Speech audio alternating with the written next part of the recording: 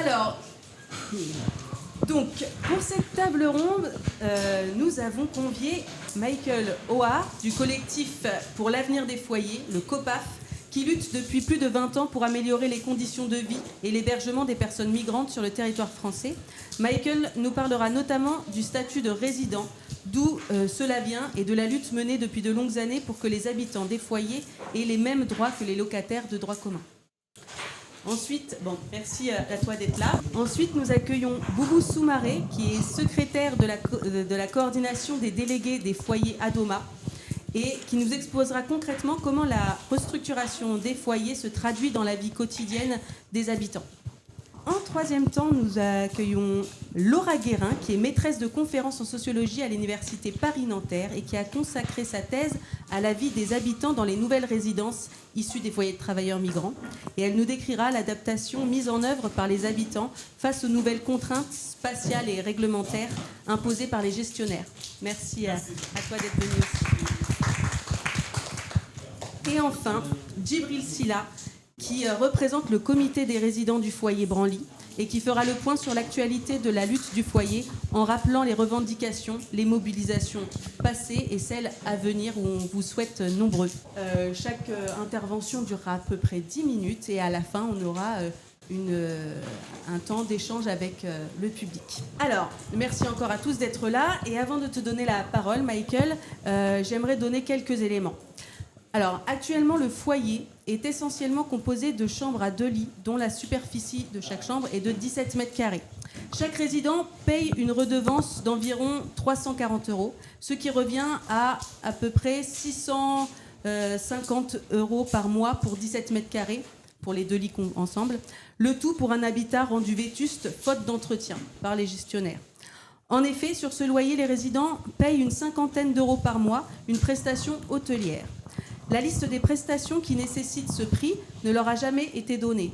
La seule prestation connue, c'est le nettoyage des draps, ce qui est un peu cher pour juste nettoyer des draps. À titre de comparaison, ça équivaudrait à un loyer de 1 500 € pour un 40 mètres carrés. Donc, dans la future résidence sociale, le loyer et les charges seront plus élevés. On ne peut décemment pas qualifier de social le montant de ce loyer. Pourtant, Adoma se présente comme un organisme à mission sociale. Il est donc plus que légitime de demander au nom de quoi cette rénovation doit-elle s'accompagner d'une diminution de la superficie occupée par la suppression des espaces de vie collectifs. Voilà. Alors, Michael, peux-tu nous expliciter d'où vient ce statut particulier de résident, différent de celui de locataire, et par là nous faire un bref historique de la mise en place des foyers de travailleurs migrants et de ce qui motive l'État à faire le choix de ce statut-là, s'il te plaît. Je peux essayer. Nous travaillons maintenant depuis 3-4 ans sur l'idée d'abolir cette différence. Nous avons une proposition de projet de loi qui a été rédigée en collaboration avec Danielle Simonet, une députée du 20e, Paris 20e, et qui vise à mettre en place une nouvelle type de résidence, des résidences pour des travailleurs isolés, c'est pas des handicapés, c'est pas des précarisés, c'est pas des gens qui ont besoin d'être accompagnés spécialement, c'est des travailleurs, mais qui ont la particularité de vivre séparés de leur famille. Et ce qu'on propose dans ce type de résidence, c'est que le statut de locataire soit reconnu, qu'ils aient exactement les mêmes droits que les droits et les mêmes protections que les protections de n'importe quel locataire dans le logement de droit commun, que ce soit public ou privé. Donc ça, c'est un peu la campagne dans laquelle on est engagé depuis un certain temps maintenant et puis qu'on va essayer d'intensifier parce qu'on voit bien que la situation politique en France devient de plus en plus tendue et que des élections de toutes sortes sont possibles dans un avenir plus ou moins proche. Donc voilà. Sinon, pour les foyers, au début, il y avait les bidonvilles. Dans les bidonvilles, les gens n'avaient pas de statut. Ils campaient sur un terrain, un bout de terrain quelconque, ils trouvaient quelques tôles ou quelques planches, ils construisaient une baraque et ils habitaient dedans. Souvent, les gens étaient là-dedans. Souvent, les gens, on parle des années 50-60, souvent, les gens étaient dans des zones très dégradées des banlieues, des anciennes banlieues industrielles, que ça soit Gennevilliers, que ça soit Clichy, que ça soit Nanterre ou Courbevoie. Et ils vivaient dans des taudis, dans des sous-sols, dans des baraquements, là aussi, souvent informellement et sans statut. Il y a eu quelques scandales, notamment il y a eu des gens qui sont morts à cause d'incendies ou à cause d'asphyxie, à cause des mauvaises conditions de ces logements-là.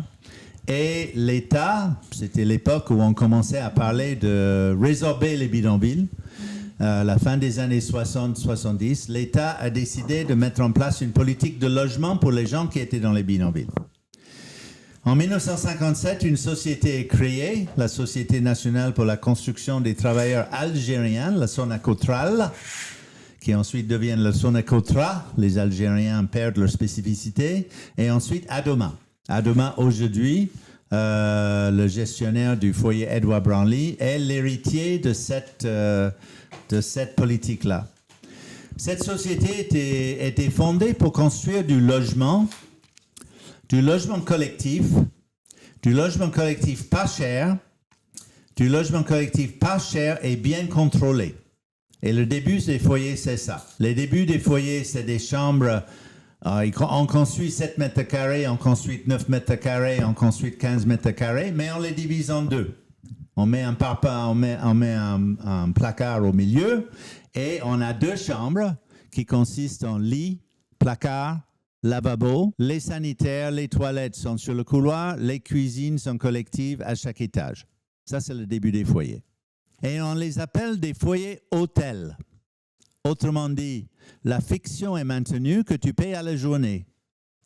Tu payes à la journée pour un mois et c'est renouvelable mois après mois après mois après mois. En général, sans encombre si tu continues de payer. Donc ça, c'était le foyer hôtel et ça, c'était le début du statut du résident. Le résident n'est pas encadré par la loi qui encadre le rapport entre les bailleurs et les locataires. Le résident, les droits des résidents, les devoirs des résidents sont définis dans une section particulière du Code de la construction et de l'habitat. Et ça fait toute la différence. Quand tu es devant un juge, ça fait toute la différence. Ça veut dire qu'ils ne sont pas obligés de donner les tolérances ou de donner les protections aux locataires. Ils appliquent strictement ce que dit la loi. Et ce que dit la loi dit que c'est le gestionnaire qui fixe les règles du contrat et c'est le gestionnaire qui fixe ce qui est dans les règlements intérieurs. Et tout résident qui n'obéit pas au règlement intérieur ou tout résident qui enfreint au contrat est expulsable.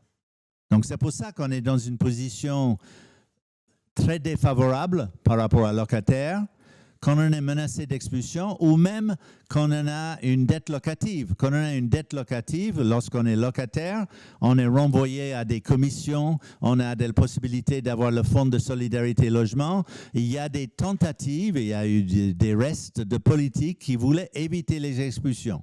Dans les foyers, rien. Les résidents n'ont pas accès et ils n'ont pas accès. Non pas parce qu'ils n'en ont pas droit, parce que dans certains cas, ils auraient droit. Ils n'ont pas accès parce que la mécanique et la pratique politique, culturelle de ces entreprises de gestion, c'est de ne pas référer aux protections contre les expulsions. Donc ça, c'est un peu la situation, dans laquelle on est du côté de qu'est-ce que c'est qu'un résident de foyer. Un résident de foyer doit remplir les conditions de son contrat, dont l'essentiel, évidemment, est de payer chaque mois sa redevance, et doit respecter le règlement intérieur. Et le règlement intérieur fixe un certain nombre de conditions en quoi il est interdit de faire du commerce, il est interdit de siéger une association sans l'autorisation du gestionnaire et il est interdit d'héberger quelqu'un chez soi. La difficulté pour les résidents des foyers, c'est que pendant très longtemps, c'est-à-dire les 30 ans, on peut dire grosso modo, que les foyers de travailleurs immigrés existaient, les gestionnaires s'en foutaient un peu du règlement intérieur. Edward Brownlee, il y avait plein de commerces qui étaient installés entre la porte d'entrée et la rue. Il y avait des gens dans les chambres qui faisaient du fax et qui faisaient du Orange Money informel. Il y avait des tailleurs, il y avait des forgerons, il y avait des cordonniers qui exerçaient le métier dans les parties communes du foyer. Ça aussi, c'est absolument interdit par le règlement intérieur, même des foyers. Mais le gestionnaire ne le voyait pas. Enfin, prétendait qu'il ne le voyait pas. Pourquoi? Pour la simple raison que les logements étaient dégradés, petits, suroccupés, et qu'à part les travailleurs immigrés qui venaient et qui étaient désespérés pour avoir un lieu pour dormir, personne ne voulait dormir là-dedans. Ils ne pouvaient pas offrir ces logements aux étudiants, ils ne pouvaient pas offrir ces logements-là aux mamans avec leur bébé, et ils ne pouvaient pas offrir ce logement en jeunes en train de décohabiter avec leurs parents. Cette offre-là n'existait pas. Le seul marché ciblé de ces logements-là, c'était les travailleurs immigrés, et notamment les travailleurs immigrés africains, ou bien maghrébins, ou bien subsahariens. D'où ce qui s'est passé dans ces foyers-là, une très forte sens de communauté. Le foyer, c'est le village. Combien de fois est-ce que j'ai entendu cette phrase-là? Le foyer, c'est le village.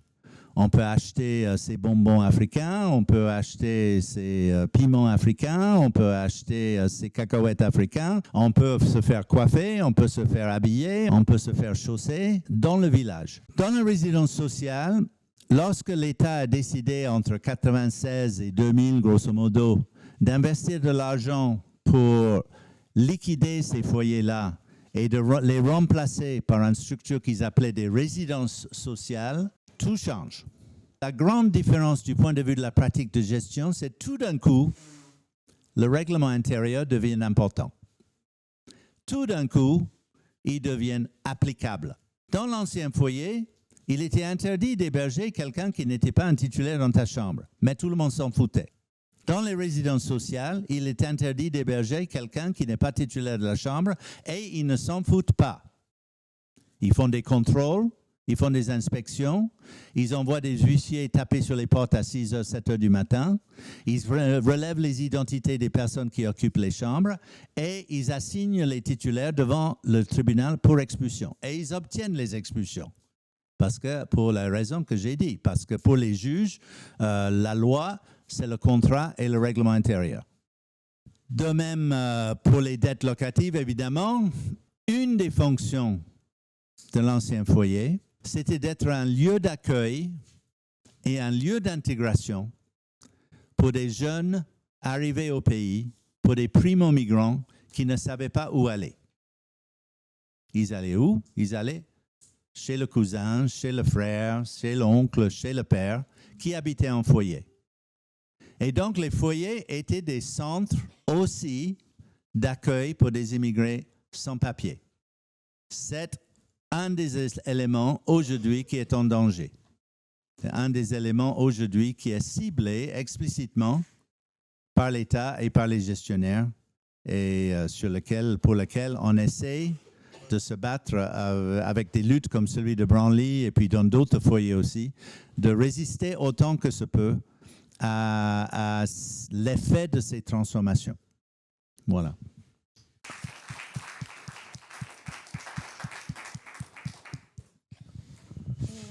Eh bien, Boubou, est-ce que vous voulez bien concrètement nous dire comment ça se traduit tout ça dans la vie des résidents du point de vue de l'intérieur?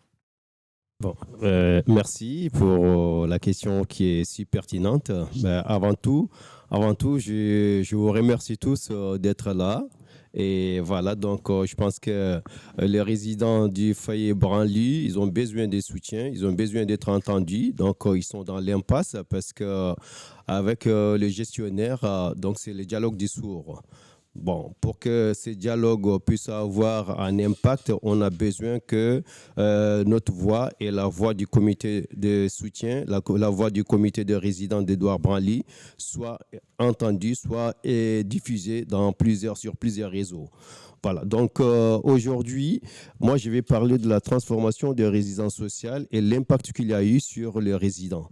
Bon, je ne vais pas revenir sur l'historique, parce que Michael il vient de dire, de décrire un peu l'historique du foyer. Mais la seule chose que moi je peux rajouter, c'est que depuis qu'on a eu ces nouveaux produits qui s'appellent résidence sociale, donc ça nous a posé beaucoup de problèmes au sein de cette résidence sociale. Et par contre, ça a fait beaucoup de profits et ça a donné aussi beaucoup de poids aux bailleurs, aux gestionnaires des foyers. Parce que les gestionnaires des foyers, leur mission de départ, ils l'ont perdu au fil du temps. Aujourd'hui, la mission de ces bailleurs, c'est les finances, c'est l'argent. Parce que les résidents des foyers sont devenus des vaches à lait.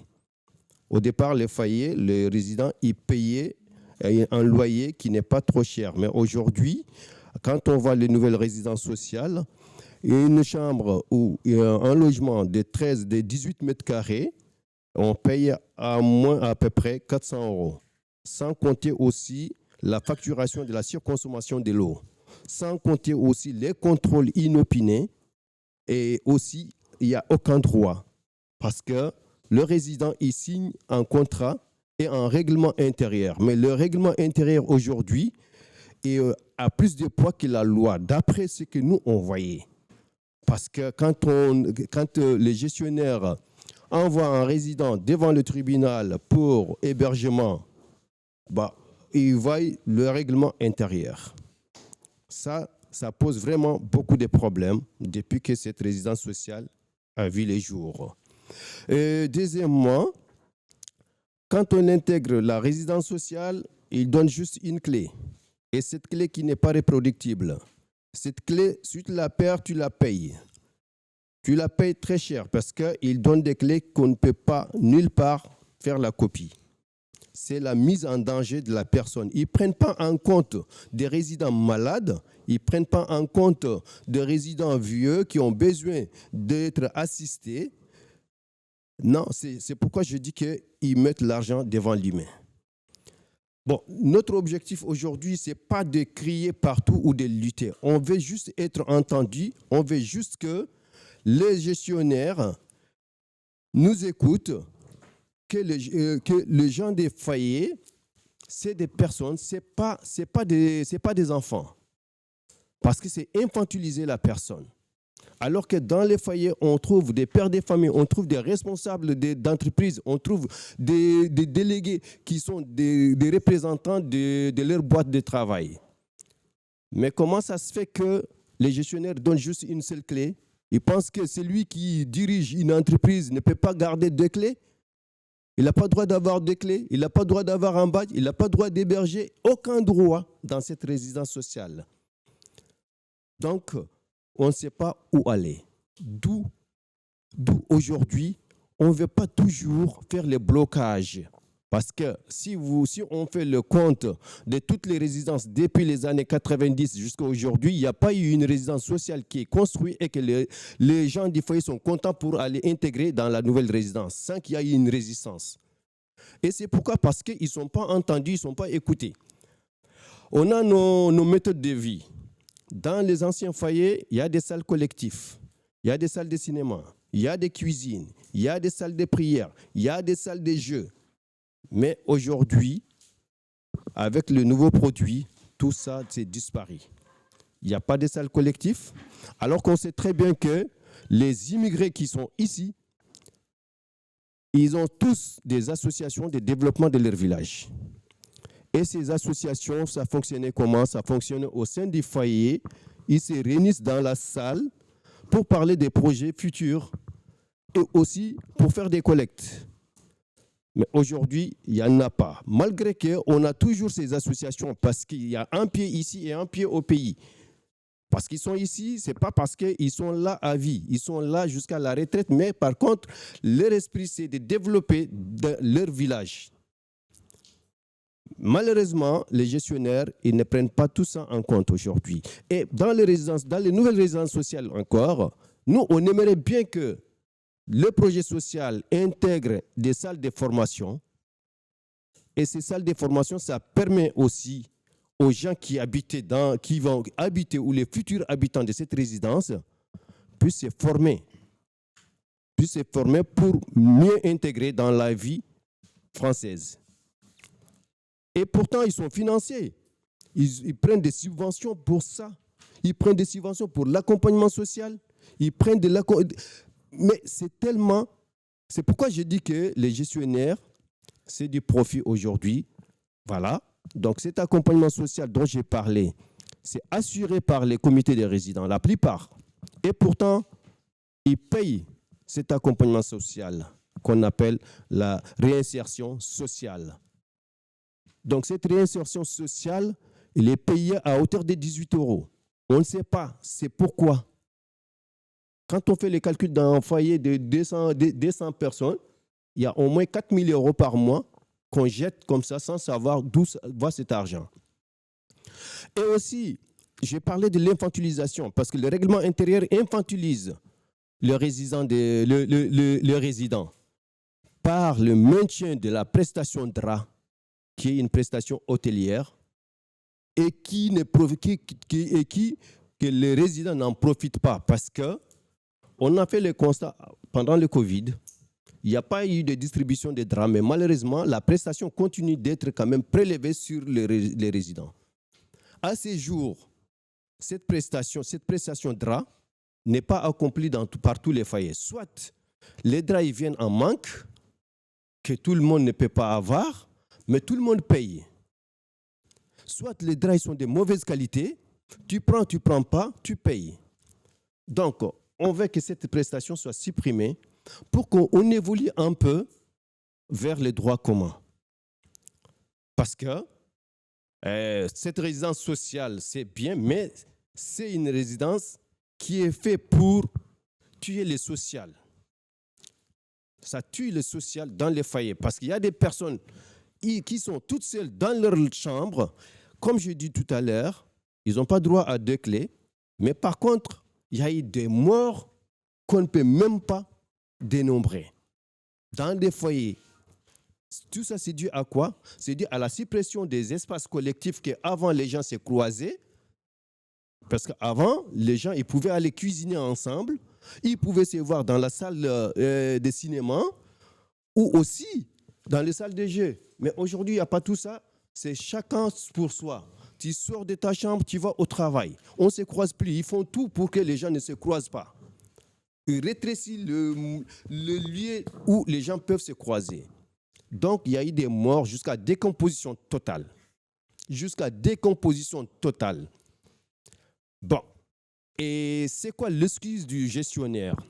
C'est dire que oui, par sécurité, on ne peut pas vous donner des clés.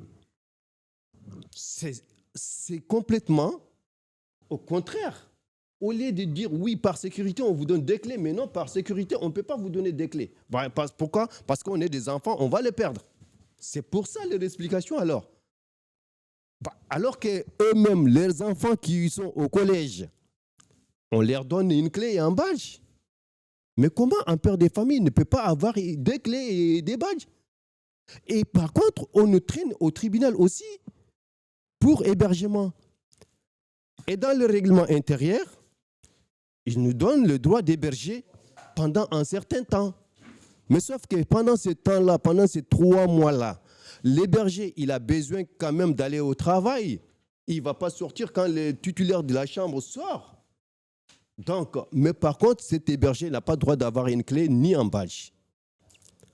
Bon, je pense qu'il y a un vrai problème ici qu'on doit vraiment creuser pour trouver une solution. Nous, on n'est pas là à attaquer les gestionnaires pour les attaquer. Non, on veut qu'ils nous écoutent, qu'ils nous entendent.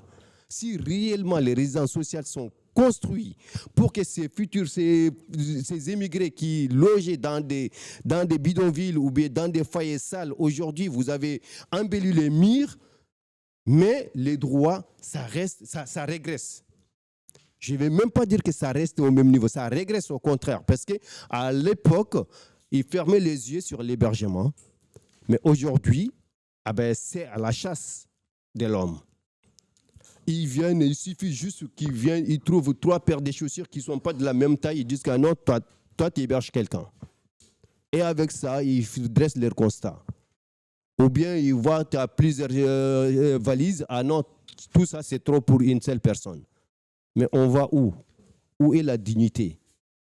Donc, je pense que aujourd'hui, on a besoin de soutien. On a besoin de soutien pour le maintien des cuisines collectives, pour le maintien des espaces de rencontres, pour avoir les droits communs. Personne ne refuse de payer l'eau dans les nouvelles résidences sociales. Mais on paye quelque chose qu'on a consommé, qu'on est sûr qu'on a consommé. Mais non, c'est juste sur le bout des papiers. Il faut payer, vous avez consommé l'eau chaude 10 mètres cubes, vous avez consommé l'eau froide 17 mètres cubes, on paye. On n'a pas le droit de vérifier. On n'a pas le droit de poser la question, d'aller au fond.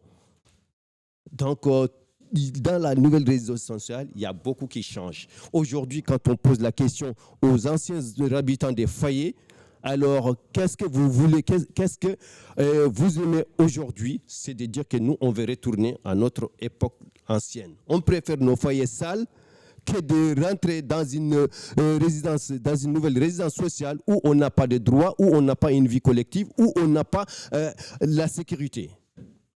Voilà. Bon, je pense que je ne vais pas trop déborder, mais je fais juste le petit tour. Merci.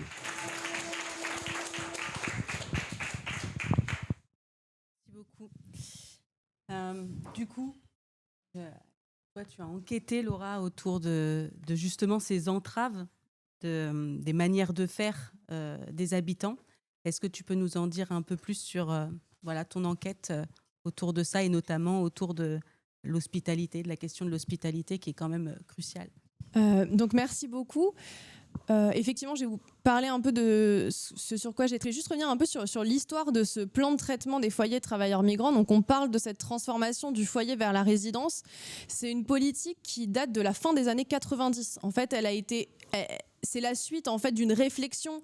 On a déjà les premiers projets dans les années 70. Les gestionnaires se posent cette question de quoi faire de ces foyers à partir du moment en gros où on ferme les frontières à cette migration économique. Donc c'est une problématique qui est très longue et qui se concrétise à la fin des années 90. Ce que je voulais juste évoquer, c'est le fait que cette politique, elle a quand même relativement évolué sur ces dernières années. Dans les premiers temps, tous les foyers n'étaient pas concernés par cette transformation. C'était ceux qui étaient qualifiés des plus dégradés, des plus suroccupés, etc. Donc il y avait un certain ciblage qui était fait. Et dans la première circulaire, donc c'est celle de 2002, on a en fait un intérêt pour une forme d'expérimentation de nouvelles formes de résidence. Donc effectivement, une volonté de limiter ces activités commerciales. Donc on a vu qui sont dans un peu la ligne de mire des gestionnaires depuis le début, essayer de contrôler ou de légaliser finalement ces activités économiques, qu'elles soient du commerce ou de la cuisine.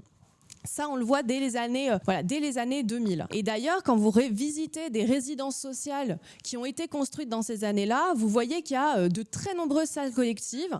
Il y a certaines fois des mosquées qui ont été construites, des bars, des cuisines. Et donc, on a finalement des espaces collectifs qui sont assez vastes. Suite à ces premières expérimentations, il y a un peu des conclusions qui ont été tirées de la part de ces gestionnaires et de ces politiques publiques, que finalement, ce qui posait problème continue. Donc effectivement, le commerce continue à se rendre visible, des activités économiques à l'intérieur des foyers. Et donc, à partir du milieu des années 2000, ce qu'on trouve dans les textes juridiques, les circulaires qui encadrent ce plan, c'est un peu un retour en arrière en disant, finalement, on va faire attention à ces espaces collectifs. Donc, on va éviter qu'ils soient trop surdimensionnés. Et là, du coup, on retombe dans cette obligation juridique d'avoir une salle collective pour une résidence. Et donc, c'est pour ça qu'on se retrouve, je ne sais pas si vous avez eu l'occasion de visiter Bara, avec une toute petite salle d'une trentaine de mètres carrés, quarantaine de mètres carrés, pour l'ensemble de la résidence. Parce que progressivement, ces espaces collectifs sont vus comme des espaces où les pratiques informelles se recomposent et donc ils sont difficiles à gérer pour ces gestionnaires.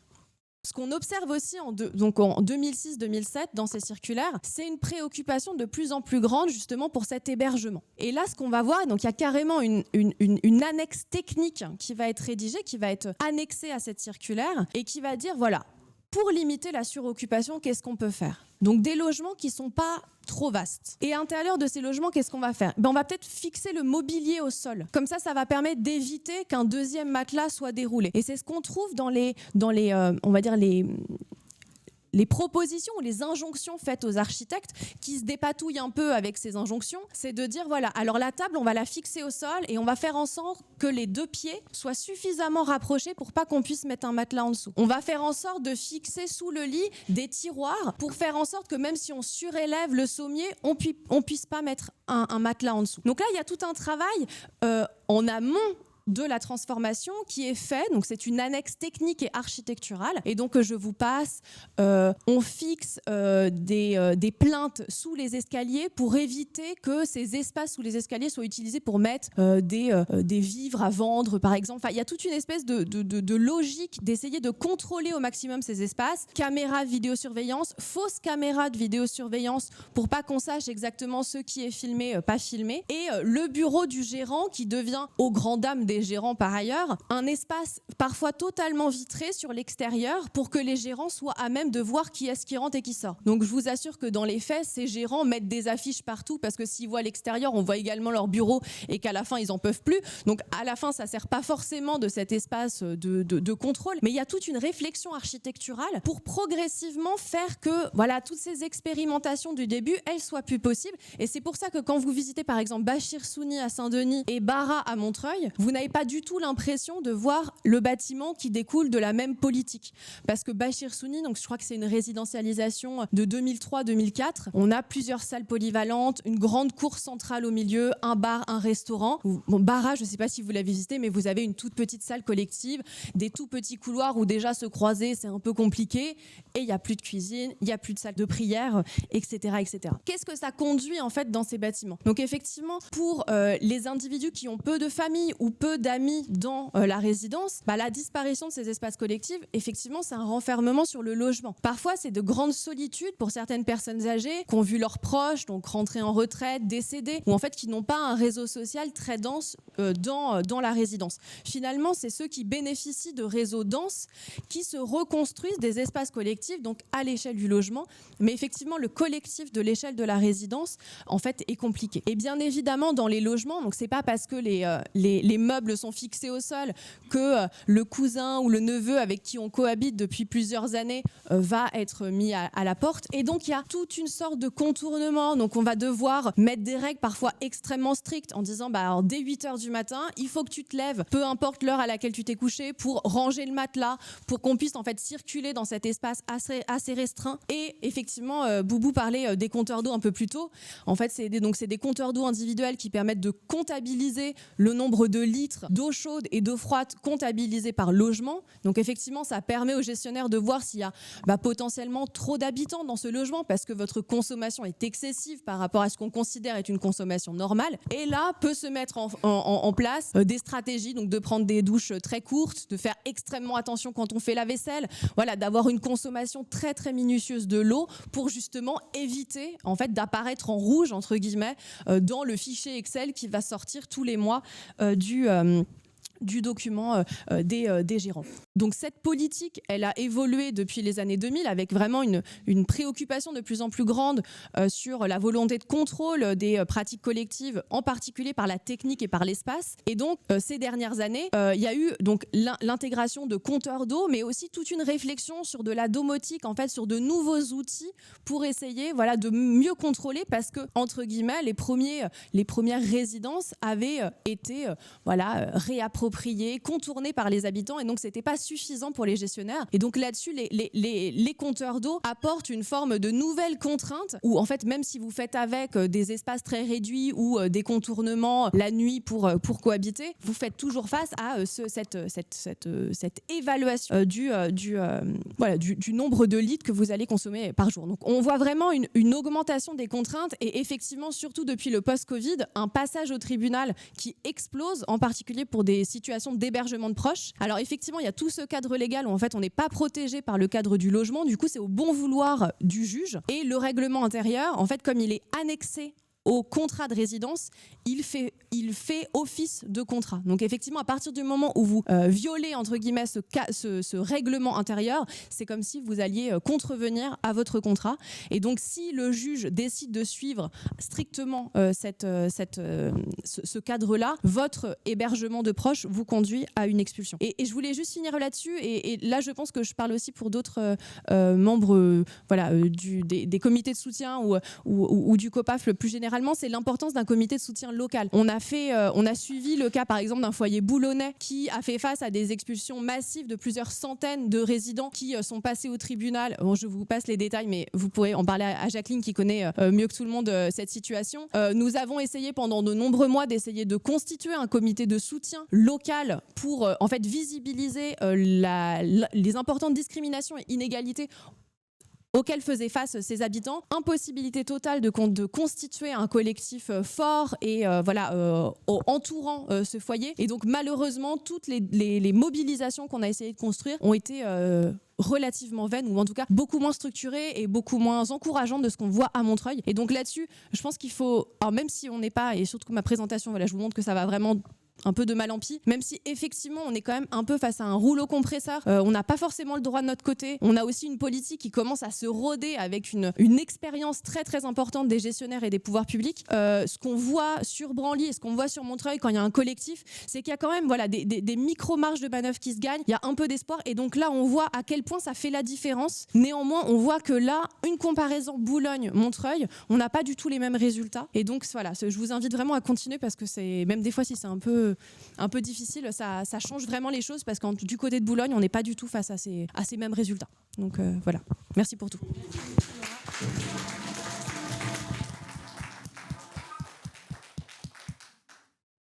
Oui, et merci pour cette superbe transition, parce que justement, Djibril, il est temps de nous parler de la lutte du foyer, Branly, et des mobilisations à venir, et surtout les revendications qu'on porte.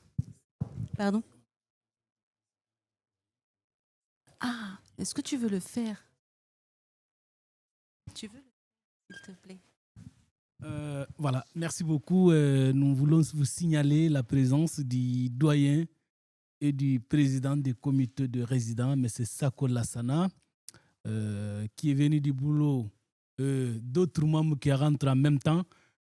Avant de passer la parole à Djibril, le représentant du comité des résidents, nous vous rappelons que Branly est composé de 3 couches par rapport à son organisation socio-culturelle. Il y a les doyens, qui sont les sages. Il y a les comités de résidents élus par le résident démocratiquement en présence de la ville et du gestionnaire. Et il y a les comités de jeunes. Nous voulons vous signaler la présence de toutes ces organisations, M. Doucouré, le président des jeunes, M. Sako et les doyens Sako. Ça, c'est juste une entre parenthèse.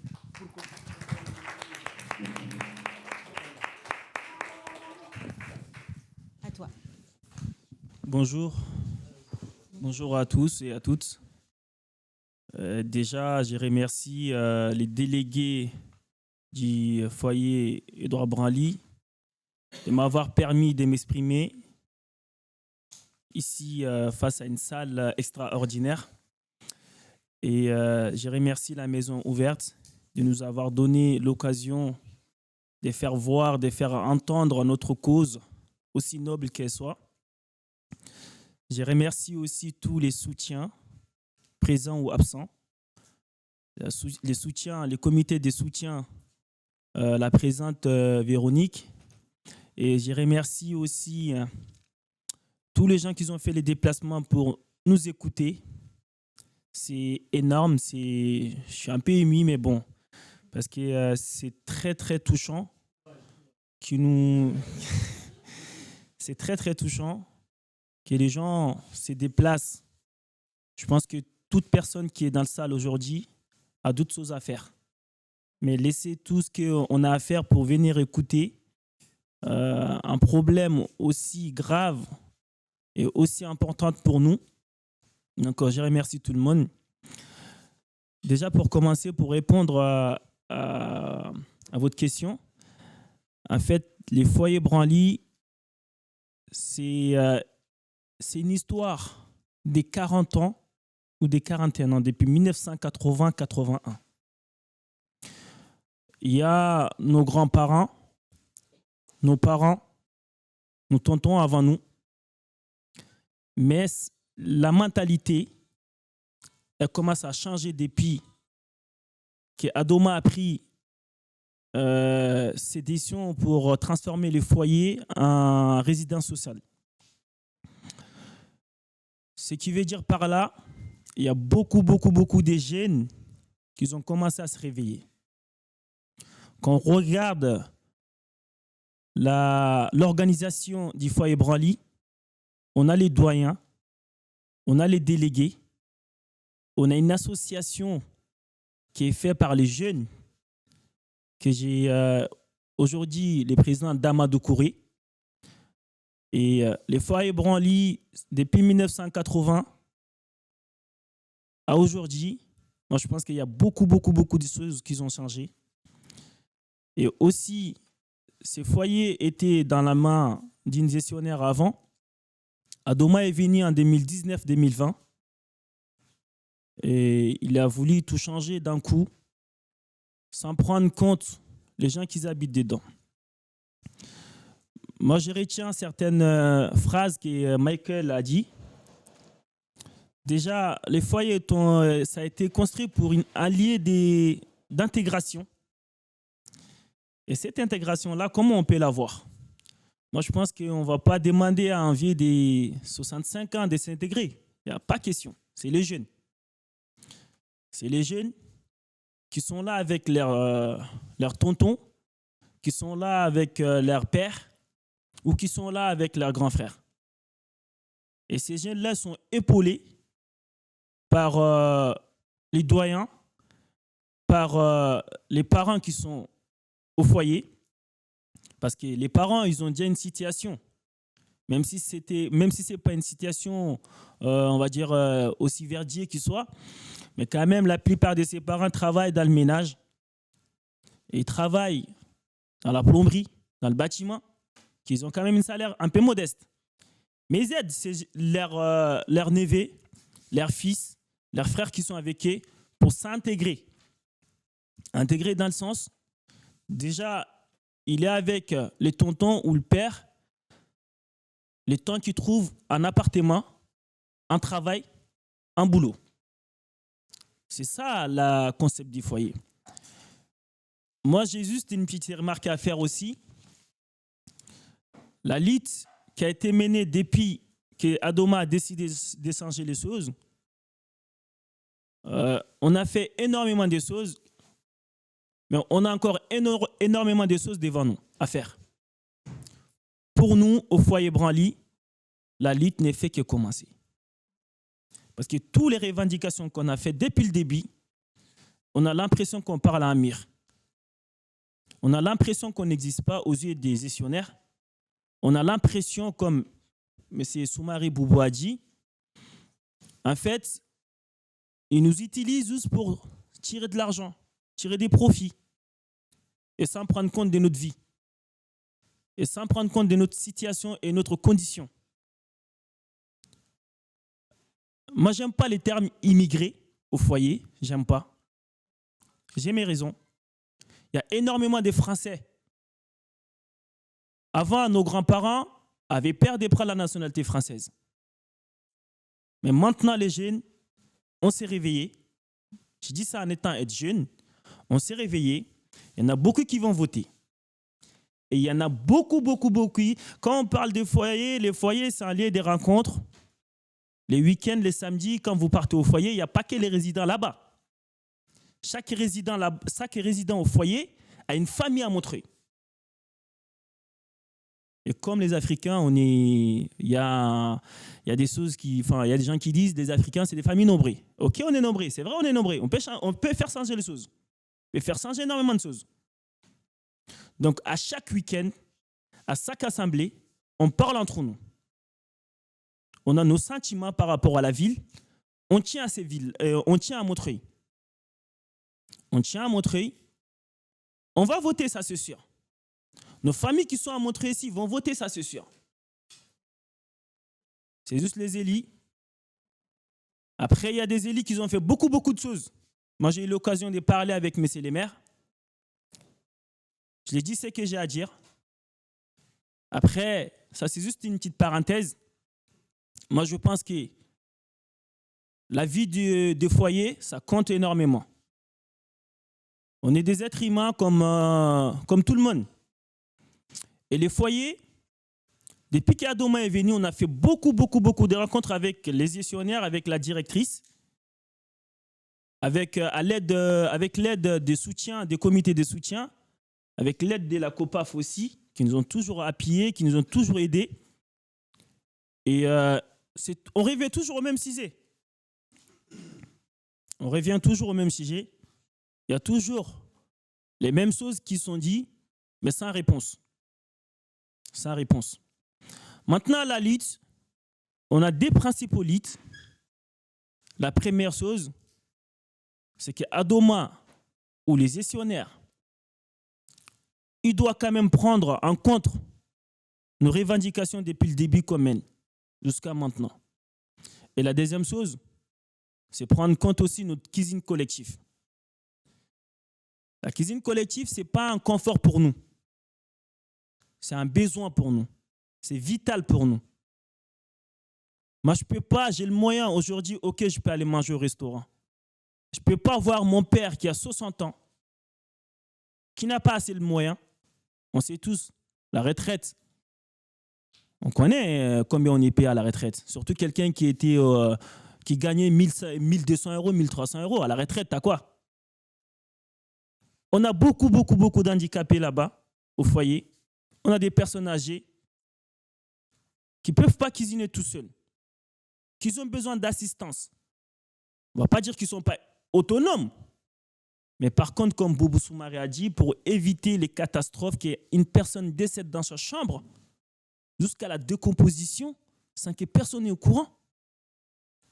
Pour éviter ça, nous, on a notre mode de vie. On ne refuse pas du changement, non. On demande juste d'être écouté, d'avoir le minimum de considération. Le foyer branlé aujourd'hui, où on en est, on est toujours au point de départ. On est toujours au point de départ.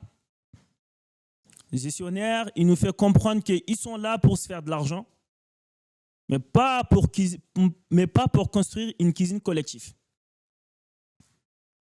Donc, ce qui veut dire que la cuisine collective, pour nous, c'est un combat inévitable.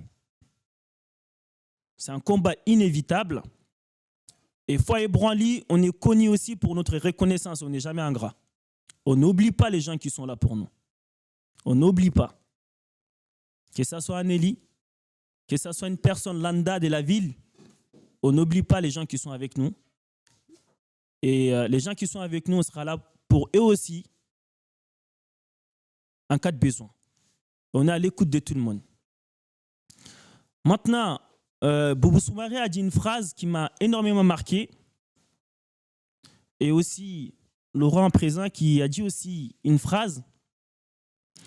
Quand on a des plans aussi diaboliques qu'ils soient, pour éviter que les gens ont au moins un toit sur leur tête,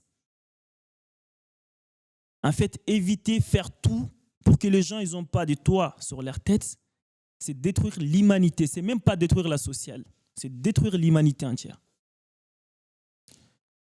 On parle des lieux d'intégration pour le foyer.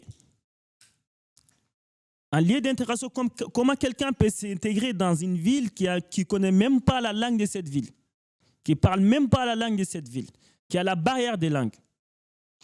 Après, on fait des plans aussi diaboliques pour ne pas avoir des salles collectives, pour ne pas donner l'occasion à des jeunes pour se former. Par exemple, comme Boubou Soumaré a dit, on a besoin des salles. Branly, on a fait des choses par rapport à ça. Les jeudis, je pense que c'est 2 fois par semaine. Nos jeunes, ils ont une salle. Mais ça va disparaître, ce système-là aussi. Nos jeunes, ils ont une salle 2 fois par semaine. Ils ont des bénévolats qui viennent pour les apprendre à parler français, qui viennent pour les aider par rapport à leurs difficultés quotidiennes. Mais comment on peut parler de l'intégration si on supprime tout ça? Comment on peut donner une salle de 30 mètres ou de 46 mètres pour 150 personnes ou 195 personnes? Ça veut dire qu'on n'aura pas une assemblée générale. Ça veut dire qu'on va se bousculer dans tous les sens. Donc, nous, on est prêts, on est galvanisés, on ne va pas lâcher l'affaire, on va se battre jusqu'au bout. Ça, c'est ce que j'ai à dire. Et sachez aussi, on a besoin de soutien. On a besoin de soutien. On ne quémande pas non plus. On ne quémande pas non plus. Celui qui est avec nous, on est avec cette personne-là. Et sachez aussi qu'on parle avec nos familles qui sont installées à Montreuil. Ils sont tous au courant de l'histoire des Branly. Et aussi, nous, en tant que Montreuillois, on va faire tout nos possibles pour obtenir gain de cause. Et pour nous, on aura ce qu'on aura. On se battra comme un seul homme. À Branly, il n'y a pas de division. À Branly, il n'y a pas de limites. À Branly, il n'y a pas de racisme. Tout le monde est bienvenu à Branly. Si vous avez des questions ou si vous avez envie d'apprendre encore plus sur le foyer, vous êtes tous invités. Et on a besoin de tout le monde ici. Et même les gens qui auront l'occasion d'écouter ces conférences, ces petites tables rondes, on a besoin de tout le monde. On a besoin de tout le monde. Je vous remercie.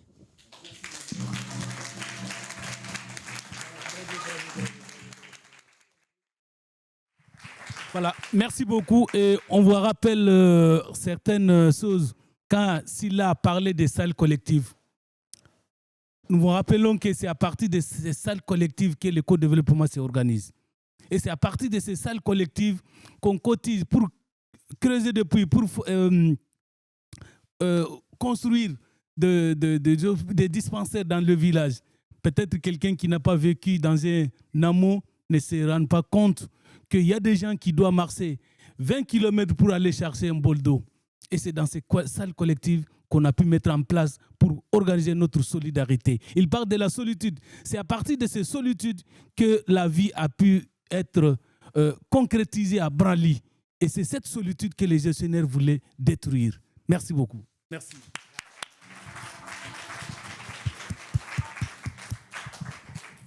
Alors du coup, on va faire un temps d'échange avec la salle. Si vous avez des retours, des questions, des précisions. En tout cas, merci à tous pour vraiment avoir rendu très clair, j'imagine quand même, et très lisible la situation et la gravité du moment.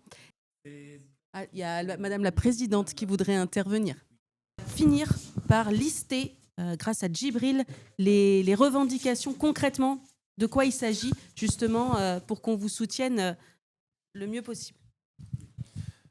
Les revendications que les résidents ont demandées, sachez qu'il y a des assemblées générales qui sont formées au foyer. Et en fait, les délégués, c'est les intermédiaires entre la gestionnaire et les résidents. Donc, ces listes-là, ce n'est pas une liste qui a été écrite par les délégués comme ça. C'est vraiment les revendications des résidents du foyer. Premier point qui a été demandé, c'est les conditions du déménagement. C'est-à-dire qu'il faut qu'on déménage dans les bonnes conditions. Ça, c'est les premiers points. Et deuxième point, on demande aussi d'avoir les projets sociaux qui n'ont jamais été mis en disposition. On ne connaît même pas le contenu de ces projets sociaux-là. Donc, on demande. Le troisième point, c'est d'avoir des transferts de contrats.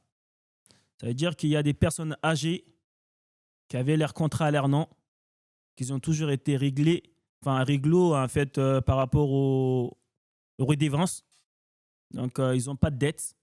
Ces personnes-là, depuis 30 ans, 40 ans, qui vivaient au foyer, qui demandent de faire les transferts de contrats au nom soit de leur fils, qui l'aide, comme Michael a dit, en lieu d'intégration, on n'oublie pas, hein, qui l'aide à s'intégrer, donc qui n'a pas un toit. Et les souhaits est écrit par la personne et lui-même pour les transferts des contrats. Et le quatrième point, c'est d'avoir des salles collectives. C'est d'avoir les salles collectives. Comme M. Simaka Al-Fousseni a si bien dit, en fait, ces salles collectives, c'est des salles qui nous permettent de se réunir, de faire les deuils en cas de décès et faire aussi des organisations pour le co-développement de nos villages. Surtout, il y a beaucoup de villages qui sont dans des difficultés dans le monde actuel qu'on a. En 2025, si on dit encore, il y a des personnes qui n'ont pas accès à l'eau potable. Donc, ces salles nous permettent de faire des réunions de ce genre-là. Donc, les salles collectives, il faut qu'au moins qu'on a accès à ces salles collectives en permanence, qu'on ait une clé. Qu'on ne soit pas comme des enfants à aller demander un bonbon ou un truc comme ça. C'est-à-dire, à chaque fois, il faut qu'on aille demander aux gestionnaires est-ce qu'on peut avoir les clés pour faire une réunion. On ne veut pas ça. On veut avoir une clé à notre disposition en cas d'urgence ou en cas de besoin, qu'on peut accéder à la salle librement. Donc, les cinquième point, c'est d'avoir une place pour maximum des personnes, maximum des résidents dans la nouvelle bâtiment. C'est-à-dire que les gens qui ont vécu à Montreuil pendant 30 ans, pendant 40 ans, les voir partir comme ça, on ne veut pas. Ce qu'on veut, c'est d'avoir le maximum des personnes avec nous au foyer Branly. Ce point est très, très important pour les résidents, dans le sens, ces gens-là qui ont vécu pendant 30 ans, qui ont subi la salubrité, qui ont subi aussi tous les dégâts, tous les fuites d'eau, tous les problèmes qui existent pendant je ne sais pas quelle année, voir une nouvelle bâtiment aujourd'hui, et dire ah, vous n'allez pas rentrer dans le nouvel bâtiment, vous allez encore dans un autre foyer. On ne veut pas ça. Sixième point, qui est un point très très important, c'est donner une solution de relogement pour les surnuméraires. En fait, les gens qui sont avec nous, il faut absolument qu'ils aient un logement, qu'ils aient une solution. Parce que ces gens-là, il y en a qui sont là pendant 10 ans, il y en a qui sont là pendant 5 ans, il y en a qui viennent d'arriver, qui n'ont même pas commencé leur démarche. Si on les met dehors comme ça va finir quoi? En délinquance? Ils vont aller voler? L'être humain est un animal dans sa forme. Parce que quand on est dans la difficulté, on va chercher à s'en sortir. Par tous les moyens. Par tous les moyens, on va chercher à s'en sortir. Donc, les foyers Branly, on ne veut pas voir nos enfants, nos frères et nos amis dehors, sans toit et sans solution. Donc, on demande à Doma de donner une solution et nous expliquer clairement quel est les plans pour ces gens-là. Moi, je ne vais pas dormir alors que mon fils, il est sous la pluie, il est dans la neige, au froid. Quel être humain peut faire ça? Personne ne peut faire ça. Personne ne peut tolérer ça. Personne ne peut accepter ça. Donc ça, c'est le sixième point. C'est un point, c'est la cuisine pour le deuxième bâtiment. Ça, c'est un mot qui est à chaque fois qu'on a une réunion avec Adoma qui disent à croire qu'on a eu un deuxième bâtiment, c'est bon, on n'a plus le droit. On est des êtres humains. Comme j'ai toujours dit, la mentalité a changé au foyer. Les jeunes ont commencé à se réveiller. Donc, la plupart des jeunes comme moi, ils ont été à l'école française ici. La plupart ont fait des collèges ici. La plupart ont des diplômes.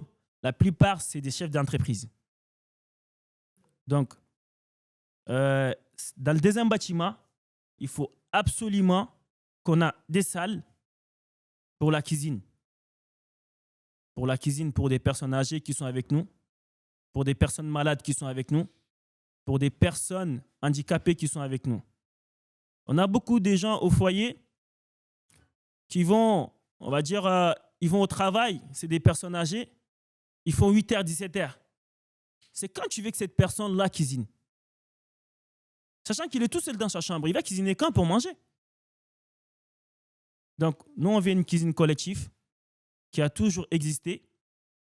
À croire que les gens qui ont mis des cuisines collectives dans le foyer en 1980, à croire que c'est des idiots. Ils n'ont pas fait ça comme ça par hasard. Ce n'est pas des idiots. Ce n'est pas des idiots. Ils ont mis ces systèmes-là pour une cause. Et ça a toujours servi sa cause. Maintenant, nous, on fera tout pour obtenir cette salle-là pour la cuisine. On fera tout pour obtenir d'autres salles collectives pour pouvoir réunir maximum de gens informés par rapport à la situation du foyer et participer aussi au co-développement. Et dernier point, les résidents et les délégués, les présidents qui est là, M. Sako Lassana, on demande d'assister aux réunions de COPIL. Ces fameuses réunions de COPIL qui n'ont jamais existé. Les COPIL, apparemment, aux dernières infos, c'est un cours où ils n'ont pas encore des dates, entre guillemets. Donc, en tout cas, on tient à participer au COPIL pour encore exposer nos revendications qu'on ne va pas lâcher. Et je répète encore, pour nous, la lutte n'est fait que commencer. Merci.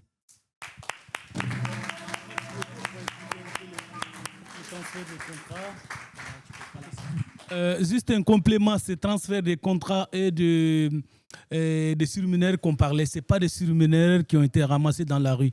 C'est nos enfants, nos neveux qui habitent avec nous, qui sont en situation irrégulière, qui travaillent et qui habitent avec nous. Nous, on a demandé que depuis 40 ans de vie, on ne pourra pas dormir sous un toit et laisser nos enfants, comme M. Silla disait, laisser nos enfants dehors.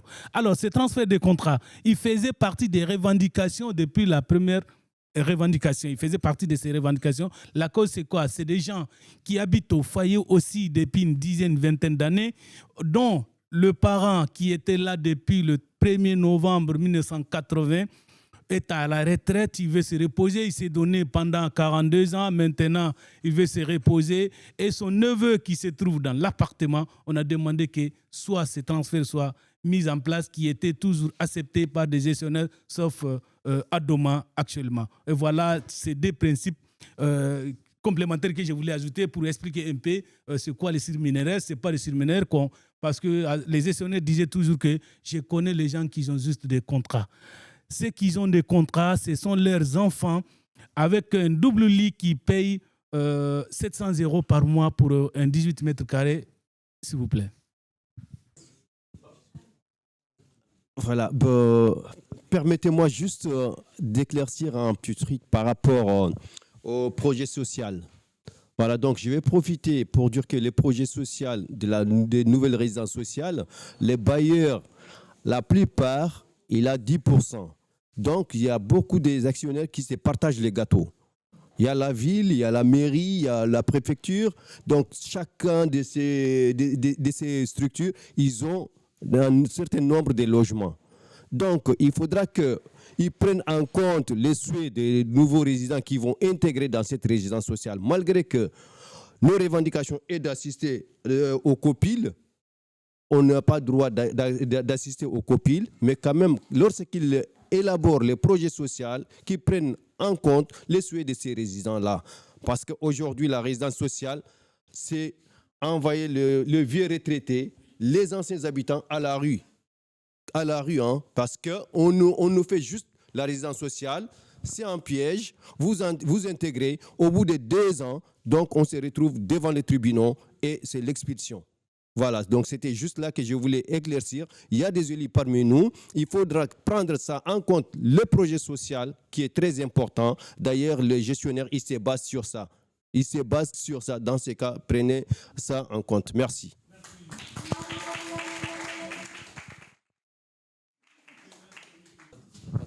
Président du comité des résidents d'Edouard Brali, je remercie tous et surtout le comité de soutien. La présidente, c'est Mme Véronique. Je veux remercier avec toute l'équipe. Et puis le président des jeunes, M. Doucouré, Il a tout fait pour le Brali, mais il l'a fait pour eux-mêmes, avec les jeunes qui étaient là. Ils sont tous là, quand il y a un déplacement, quand il y a une mobilisation, ils sont tous les premiers. À un moment donné, des fois, même, il met la main dans le poste pour utiliser son porte-monnaie pour Edouard Brali. Parce que comme le 30 octobre, la dernière réunion qu'on a fait avec Adoma, parce qu'à chaque fois, il vient avec les propositions, c'est ça qui passe. Et toutes les revendications que nous, on demande, on fait 2 heures et demie de réunion et ça ne bougera pas. Mais je n'aime pas un truc, parce qu'une fois, quand on fait la réunion, quand on demande quelque chose, au moins qu'ils prennent un part pour nous, mais il n'y a rien. Parce que les gens qui veulent mettre à dehors maintenant, ils ont visité le terrain de Brali avant des bâtiments même. Ces gens-là maintenant, ils veulent les expulser parce qu'ils ne vont pas rester là-bas. Ça, c'est quelque chose qu'on ne peut pas l'accepter. Bon, je l'ai dit, ça fait 3 ou 4 fois la réunion. J'ai dit, si vous voulez que les jours de signature de contrat, on les refuse, c'est-à-dire, ce n'est pas bon pour nous. Mais ça va aussi, c'est trop dangereux pour eux aussi. On n'a pas signé le contrat, qui c'est qui va déménager? Il n'y a personne. Alors, ça fait plus de 2020. Depuis qu'on fait les négociations, depuis à l'RC à Saint-Denis, tout ce qu'on a demandé, il n'y a rien qui passe. Il n'y a rien du tout. Parce que les cuisines collectives, ils ne sont pas le soir. Parce que les bâtiments, il est encore là. Parce que c'est l'air enterré. Parce qu'on ne sait pas comme à Brali, on ne sait pas comme Bara. Mais il y a une place à côté, ils ont construit le nouveau bâtiment. Ils sont obligés de nous garder ce côté-là. C'est pour ça que les grandes cantines, ils ont cassé les cantines. Mais les cafés, avec des cuisines collectives, c'est resté jusqu'à la fin des déménagements. Ils vont la casser. Ils l'ont saboté au départ. Ils nous demandaient de regarder Internet. Maintenant, cet gaz, c'est passé 12 gaz. Ils n'ont rien accepté. Les petits travaux qu'ils ont fait, ils l'ont saboté pour qu'on n'arrive pas à gérer. Mais Dieu merci, M. Sibara, avec Soukouna. Ils ont tout géré. Parfois, ils mettent la main dans le poste pour utiliser. Ce n'est pas des 6 à 50 euros, moins 1000 et quelques. Des fois, on arrive à 3000 euros pour gérer les situations. Et jusqu'à la preuve contraire, ils en tiennent bon. Moi, je les remercie tous. Alors maintenant, j'arrête là. Il y a plein de choses à dire. Mais je ne veux pas dire, je remercie à tous.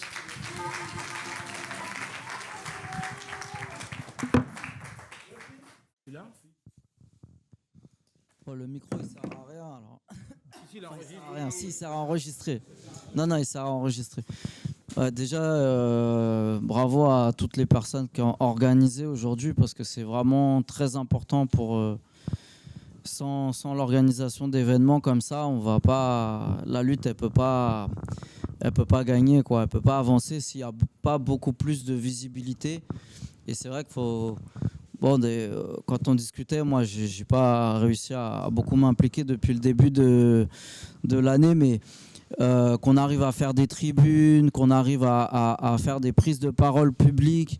Là, on fait une soirée, mais ça pourrait être aussi des tribunes de scientifiques, enfin de chercheurs en sciences sociales. Enfin, il faut arriver à visibiliser beaucoup plus pour qu'il y ait une chance de changer un peu le rapport de force, parce qu'on voit qu'au niveau local, sinon, c'est compliqué, quoi. Si on gagne pas des nouvelles personnes qui s'intéressent à la lutte et qui viennent soutenir. Et du coup, là, si on peut réfléchir à tout ça, comment on peut se mobiliser aujourd'hui pour cette nouvelle période qui s'ouvre? Et je pense que la nouvelle période là qui s'ouvre, c'est vraiment ça, c'est le contexte des élections municipales qui arrivent et la transition de l'ancien foyer au nouveau foyer. Il y a les deux choses qui vont arriver en même temps. Et donc, c'est très important que justement d'arriver à avoir le maximum de force à ce moment-là.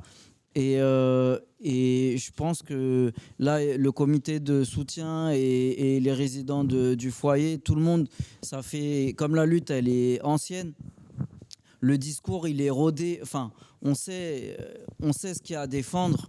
Maintenant, c'est comment le mettre parmi les points centraux de la campagne municipale qu'il va y avoir à Montreuil, pour que ça soit vraiment, non seulement que ça soit obligé, les gens qui vont intervenir dans la campagne municipale à prendre, à s'exprimer publiquement là-dessus et à réfléchir là-dessus, mais aussi, parce que même avec toute la bonne volonté du monde, s'il n'y a pas de l'organisation sociale, citoyenne derrière pour soutenir ça et pour réfléchir à comment faire par rapport à Adoma et par rapport à l'État dans le contexte où on connaît, où on sait que même avec un pouvoir municipal qui aiderait la lutte, ça va être compliqué aussi. Il faut qu'il y ait du monde qui se rassemble. Il faut qu'on ait... Voilà, du coup, il faudrait qu'on arrive à voir comment intervenir dans la campagne municipale qui arrive et réfléchir par rapport à ce nouveau bâtiment qui doit être construit. Il n'y a pas encore de permis de construire à ce que je sache. Il y a des stratégies très faciles pour empêcher qu'un nouvel immeuble soit construit. Enfin, il y a beaucoup de recours qui sont possibles contre un permis de construire qui peuvent énormément les emmerder pour des années. S'ils sont faits tant par les résidents que par les voisins, etc., etc. Donc il y a des stratégies d'obstruction qui peuvent être faites. Il y a aussi des possibilités de dire ces salles qu'on veut, si Adoma ne veut pas les faire, obliger la municipalité en fait, à ce qu'il y ait des terrains qui soient pris, qui soient ou loués ou achetés et qui deviennent des salles publiques et qu'on gère en association. Et ça peut être une association, justement comme on en avait parlé, avec le comité des résidents, les comités, les associations de quartier, le comité de quartier, etc. Et ça, en plus, pour les gens qui connaissent, ça serait vraiment... C'est la partie du parc qui... Voilà, il y a une partie du foyer qui donne sur une partie du parc qui est complètement délaissée, qui sert juste de crotte à chien et ça pourrait vraiment devenir, s'il devait y avoir un restaurant associatif ou une salle, des salles associatives, ça pourrait être vraiment des espaces qui auraient une nouvelle vie, quoi. Donc on pourrait réfléchir à un projet avec les résidents associatifs, citoyens, le mener à partir d'une mobilisation de quartier et de la ville et l'imposer dans la campagne municipale, quoi. Voilà.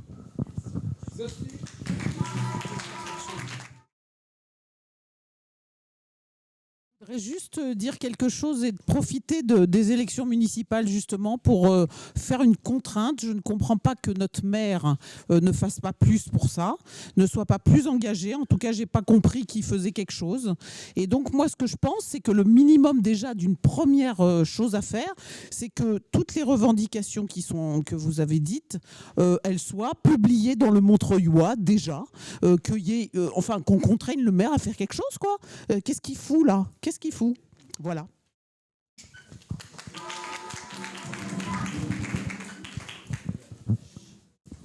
Peut-être une remarque sur la question de la contrainte et par rapport au statut de résidence sociale.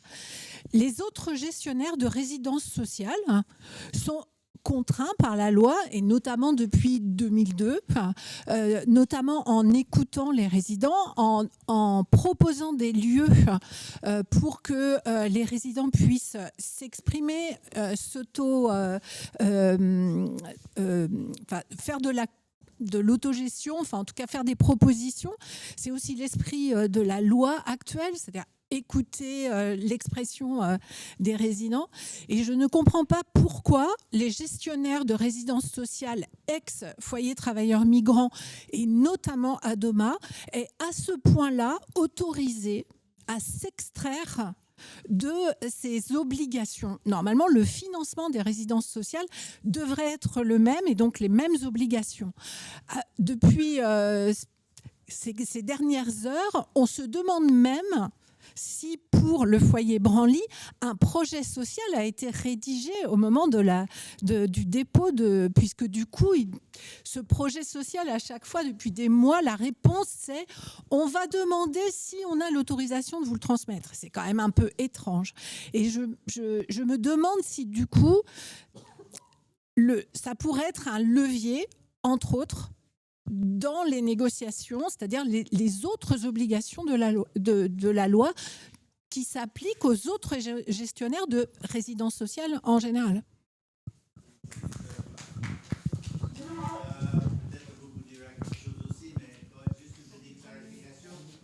Un micro. Juste pour clarifier, oui, Adoma est contraint, comme tous les gestionnaires, à organiser des élections de délégués, de représentants des résidents et d'organiser au moins une fois par an une concertation qui regroupe les délégués des résidents, qui regroupe le gestionnaire, qui regroupe éventuellement le propriétaire et qui peut être, les résidents peuvent être assistés par leur soutien éventuellement. Enfin, souvent, il y a des pratiques un peu comme ça. Il y a des concertations dans les foyers Adoma, comme dans les autres gestionnaires.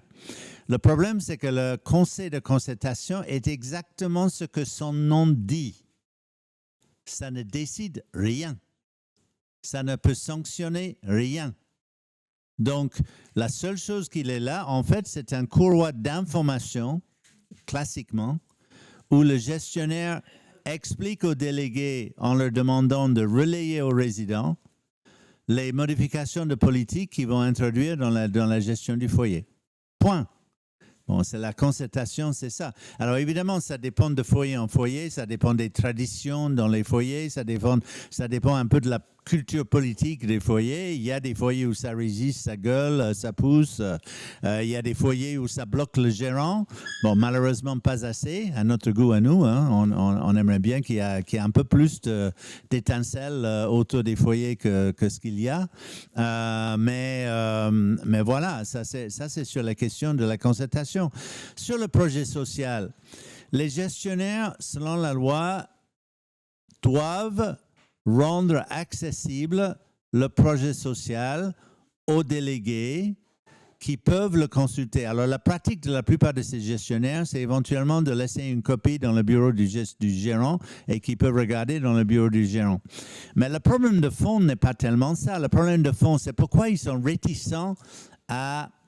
On a récemment demandé une copie du projet social parce qu'on sait que le plan de financement du comité de pilotage, le COPIL, n'est pas décidé avant la rédaction du projet social. Il y a un projet social d'abord et ensuite on vote un projet de financement, un plan de financement et un projet de financement. Le problème, c'est que le projet social de ces résidences sociales ne parle pas des résidents actuels.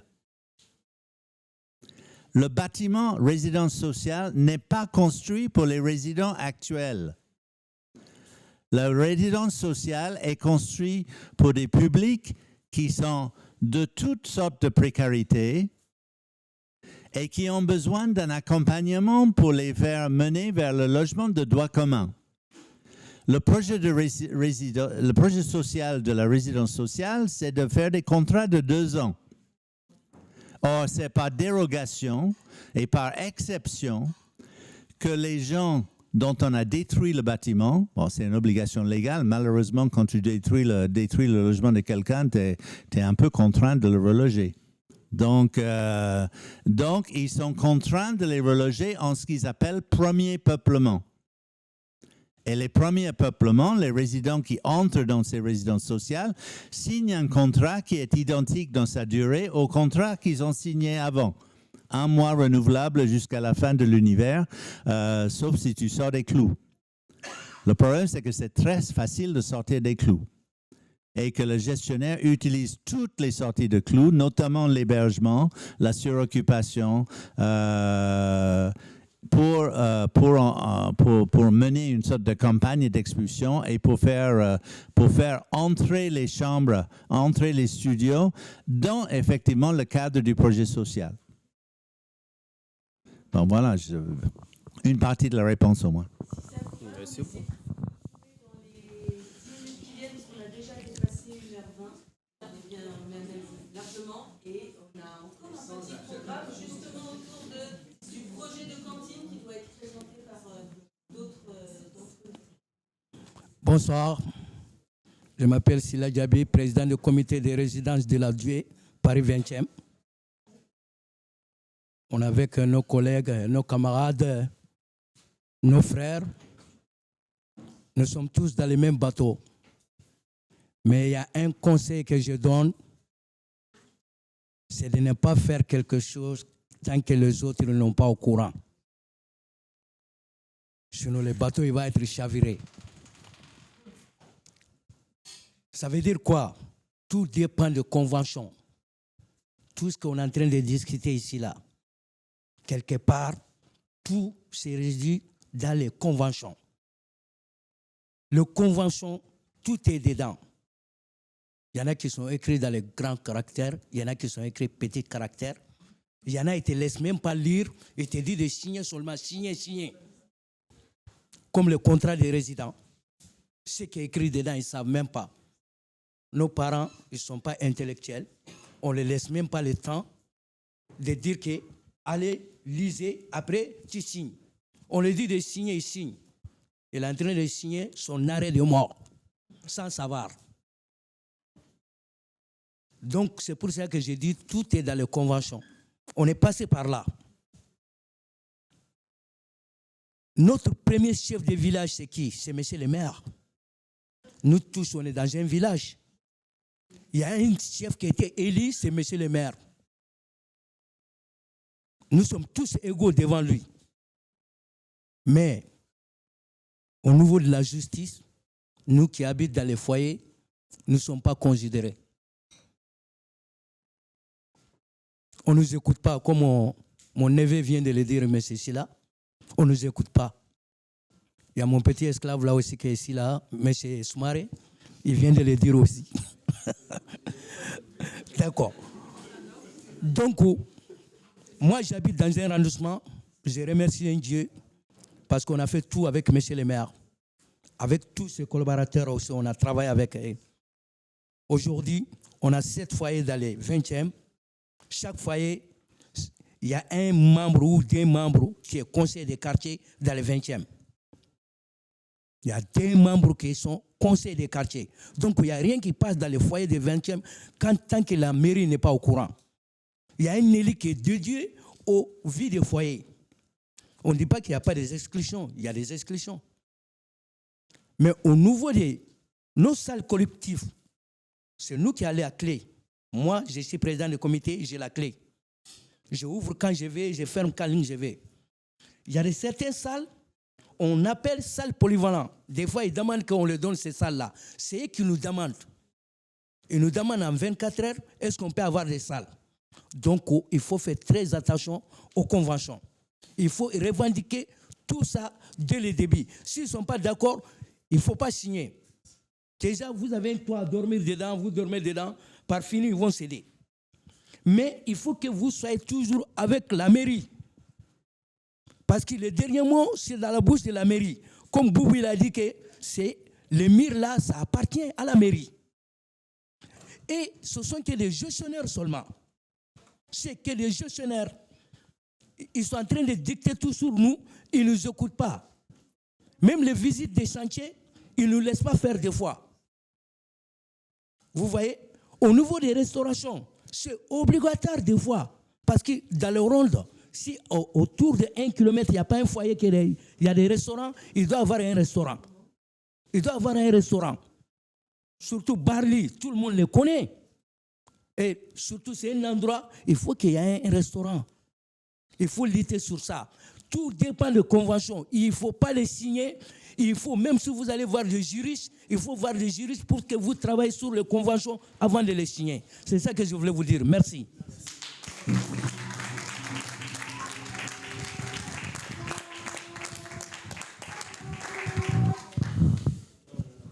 Je vais juste... Ouais.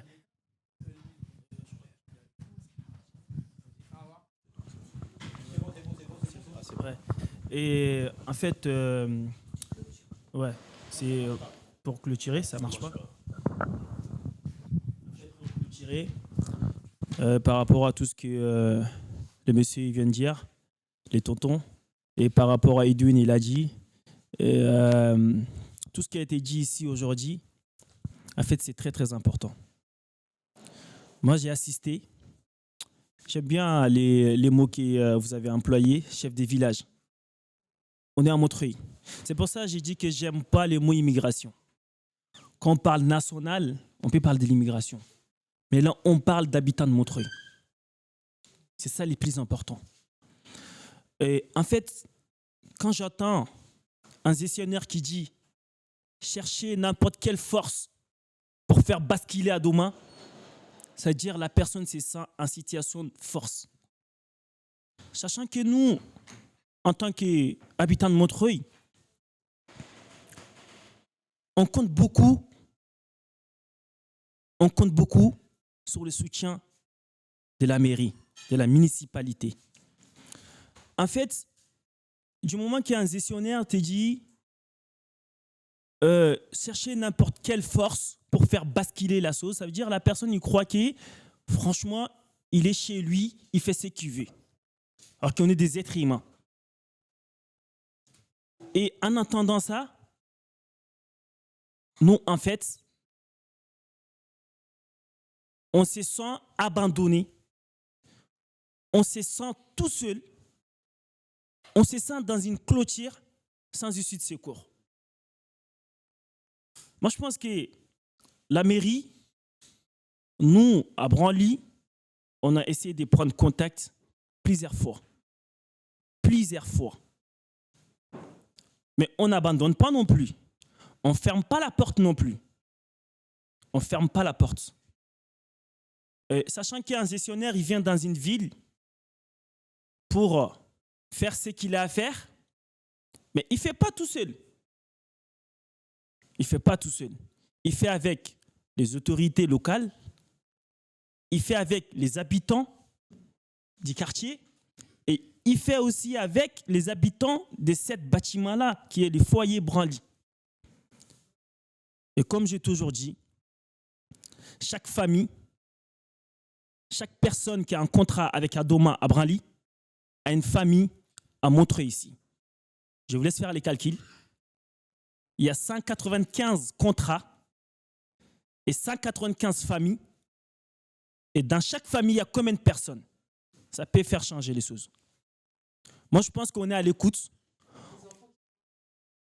Plusieurs enfants qui votent. Il y a beaucoup, beaucoup, beaucoup.